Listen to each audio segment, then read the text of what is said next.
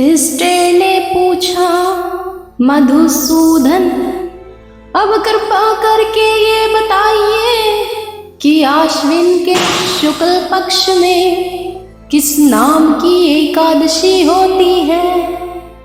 भगवान श्री कृष्ण बोले, राजन, आश्विन के शुक्ल पक्ष में जो एकादशी होती है वह पापाकुंशा के नाम से विख्यात है।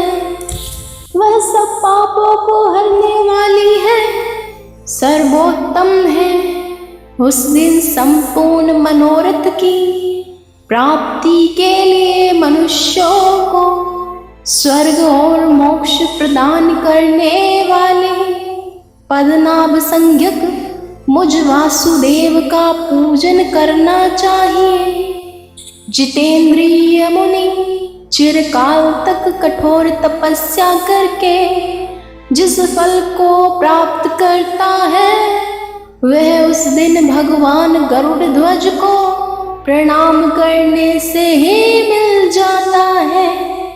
पृथ्वी पर जितने तीर्थ और पवित्र देवालय हैं उन सब के सेवन का फल भगवान विष्णु के नाम कीर्तन मात्र से मनुष्य प्राप्त कर लेता है।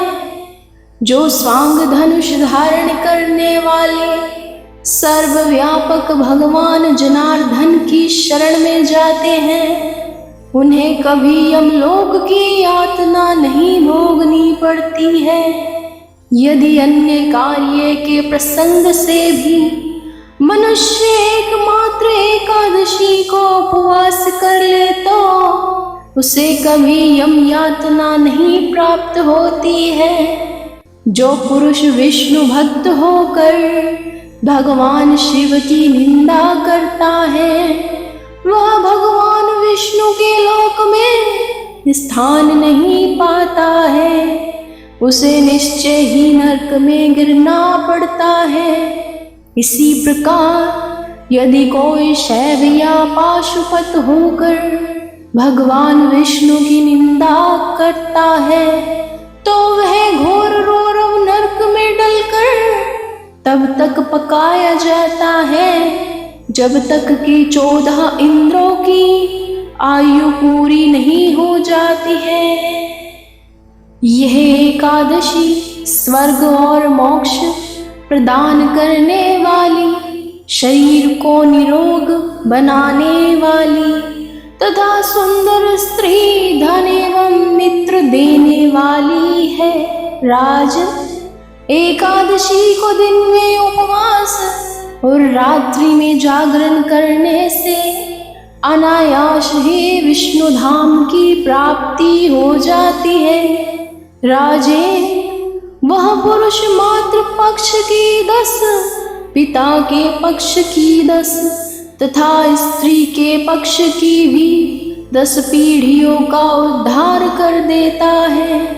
एकादशी व्रत करने वाले मनुष्य दिव्य रूपधारी चतुर्भुज गरुड़ की ध्वजा से युक्त हार से सुशोभित और पीतांबरधारी होकर भगवान विष्णु के धाम को जाते हैं। आश्विन के शुक्ल पक्ष में पापकुंशा व्रत करने मात्र से ही मनुष्य सब पापों से मुक्त हो श्री हरि के लोक में जाता है। जो पुरुष स्वर्ण तिल भूमि गो अन्न जल जूते और छाते का दान करता है वह कभी यमराज को नहीं देखता है।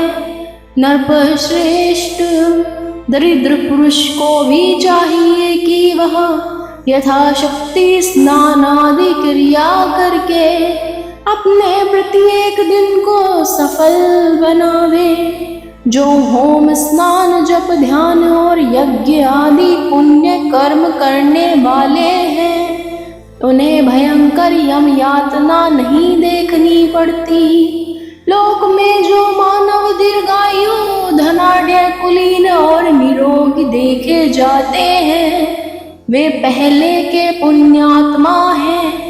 पुण्य करता पुरुष ऐसे ही देखे जाते हैं। इस विषय में अधिक कहने से क्या लाभ है। मनुष्य पाप से दुर्गति में पड़ते हैं और धर्म से स्वर्ग में जाते हैं। हे राजन, तुमने मुझसे जो कुछ पूछा था उसके अनुसार पाप पुंसा महत्तम मैंने वर्णन किया। अब और उससे क्या सुनना चाहते हो?